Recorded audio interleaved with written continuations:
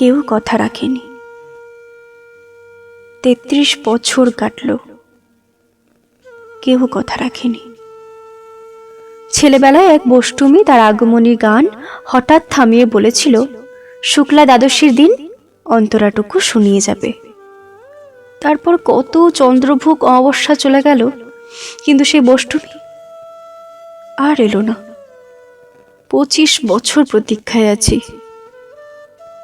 মামাবাড়ির মাঝি নাদের আলী বলেছিল, বড় হও দাদা ঠাকুর, তোমাকে আমি 3 প্রহরের বিল দেখাতে নিয়ে যাব। সেখানে পদ্ম ফুলের মাথায় সাপ আর ভ্রমর খেলা করে। নাদের আলী, আমি আর কত বড় হব? আমার মাথায় ঘরের ছাদ ফুঁড়ে আকাশ স্পর্শ করলে তারপর তুমি আমায় 3 প্রহরের বিল দেখাবে? একটাও রয়্যাল গুলি কিনতে পারিনি কখনো। লাঠি লজেন্স দেখিয়ে দেখিয়ে চুষেছে লস্কর বাড়ির ছেলেরা। ভিখারির মতন চৌধুরীদের গেটে দাঁড়িয়ে দেখেছি ভিতরের রাস উৎসব। অবিরল রঙের ধারার মধ্যে সুবর্ণ কঙ্কন পরা ফর্সা রমণীরা কত রকম আমোদে হেসেছে। আমার দিকে তারা ফিরেও যায়নি। বাবা আমার কাঁধ ছুঁয়ে বলেছিলেন, দেখিস একদিন আমরাও। বাবা এখন অন্ধ। আমাদের দেখা হয়নি কিছুই।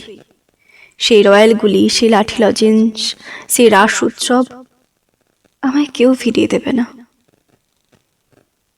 বুকের মধ্যে সুগন্ধি রুমাল রেখে বরুণা বলেছিল, যেদিন আমার সত্যিকারে ভালোবাসবে সেদিন আমার বুকেও এরকম আতরের গন্ধ পাবে। ভালোবাসার জন্য আমি হাতের মুঠোয় প্রাণ নিয়েছি। দুরন্ত ষাঁড়ের চোখে বেঁধেছি লাল কাপড়। বিশ্ব সংসার তন্ন তন্ন করে খুঁজে এনেছি 108টা নীল পদ্ম।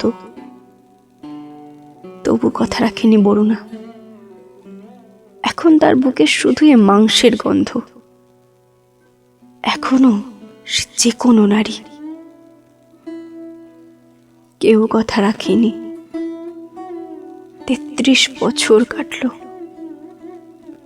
কেউ কথা রাখে না।